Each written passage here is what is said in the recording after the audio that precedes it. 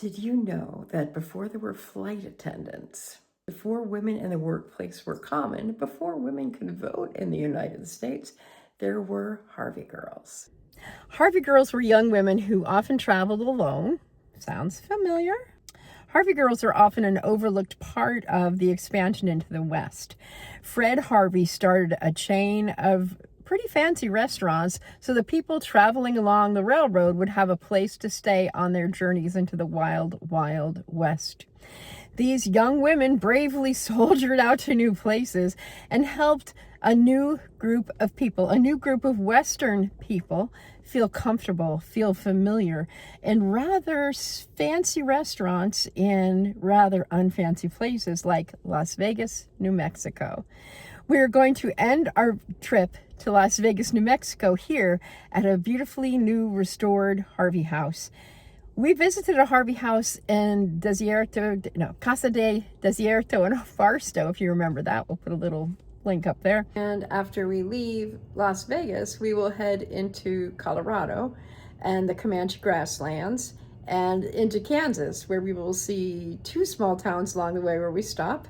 La Junta in Colorado and Fort Wallace in Kansas, where we meet some surprising characters along the way. I hope that you'll stick around to see all of it. Let's go inside. Let's see what this Harvey House was all about. I was astonished when I first walked in because it looked so different than the last time I was here back in 1989. The staircase, I remember walking up that staircase and then into the less formal dining room. All the light, it struck me, the windows, so many windows, so much light. Oh, I immediately felt at home, even in my 2026 self. And I also love how there was almost a feeling of sanctuary with the railroad line right outside the window, almost like saying, here you are at home, and there is your way to the rest of the West. The Harvey Girls were recruited from the eastern U.S., from Europe, and were mostly meant to look like the girls back home. Lots of fair-skinned, blonde-haired women until they got to actually Las Vegas, New Mexico, where they started to hire more diverse women, which I naturally find so fascinating. The Harvey Girls were trained to give outstanding service, unlike any service people would receive elsewhere, especially along the railroad lines. And look, there's Fred Harvey's signature. For the young ladies who became Harvey Girls, they were moving away from their families, mostly for the first time, and with that came more independence that they previously would not have received at home. A quote from Zeta Sharon said, "Women were just trapped in the worlds they lived in because they had no independence. Financial independence did not exist." As we pass through this hallway, we get to the bar. The Bar Castaneda is what it is called now. I'm not sure what it was called historically, but I found myself just delighting in the decor that they chose to use in this new restored hotel. I have to say, when I was here last time, this was, I believe, a room and board facility for people who were down on their luck. And it was a far cry from the beauty, I will say simplicity as well here today. But I can totally envision the travelers from the east heading west to this new world. And look, there's a picture of the facility, the hotel, when it first opened.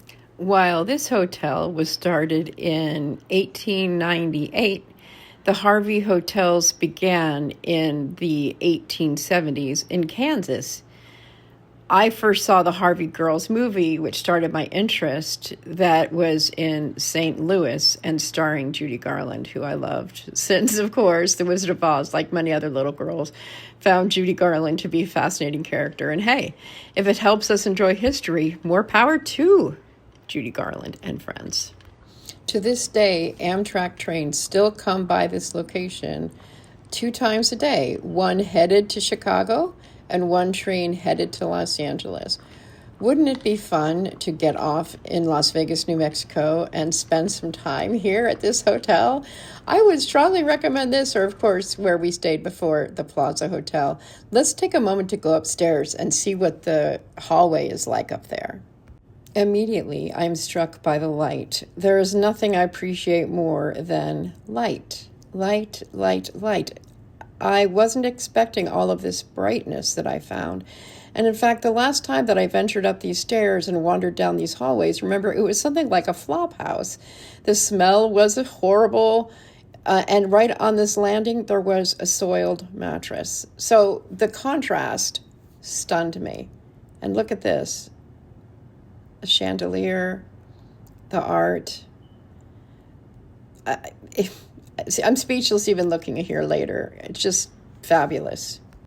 After being closed for 70 years as a regular establishment, the people who renovated the Las Posadas in Winslow worked to bring this hotel back to life. And I have to say, they did a marvelous job. Oh, wait a second. Like I said, this place feels like it was made for me. There are historical things all along the hallway lines, photos and such, but what is that? What is that at the end of the hall? What do I see sitting in a bright window that I believe is overlooking the railroad itself? Is this the dream of a granddaughter and grandniece of railroad men? Do my eyes deceive me? No, they don't deceive me. This is like personalized paradise, especially for Julie. The building with the blue paint was actually where the Harvey girls lived. This is where Fred Harvey boarded the girls in this building, and it is now, yes, an Airbnb. So I think that this is a place that will definitely be in my future. Oh my goodness, the joy. I was off to a late start, but the time in Las Vegas was so well spent and so deeply entrenched in my heart.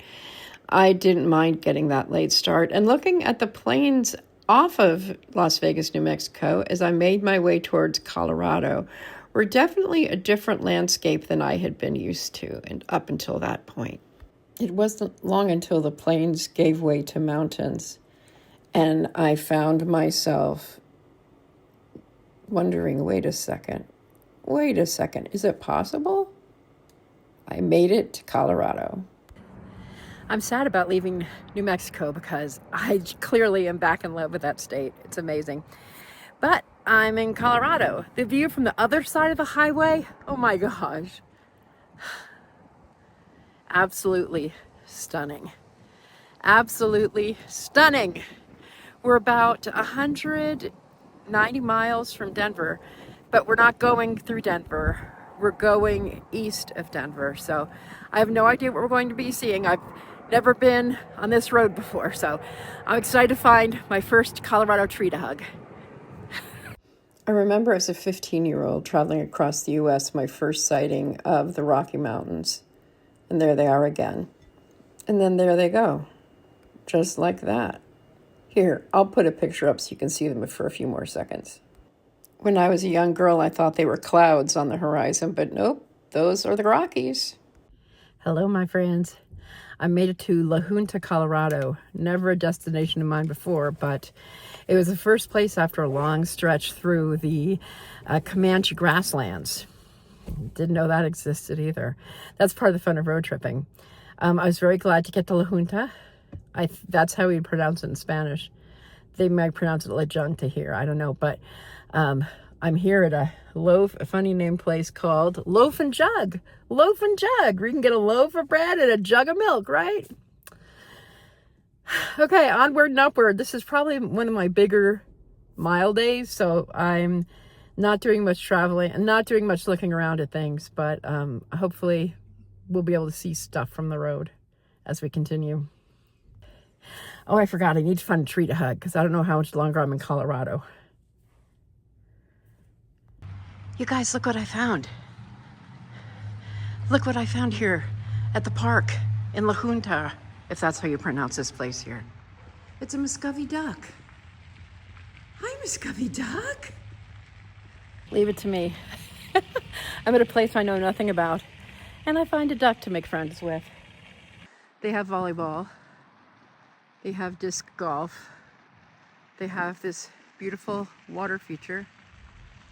They have picnic tables. What more could one want except for an avid tree hugger to come visit? An avid California, New Jersey tree hugger. Yeah. If you remember, in January, I hugged my first tree in Delaware, state of Delaware. So this is my first tree in the state of Colorado. I need to take my glasses off. I can't do this with my glasses on. Here we go.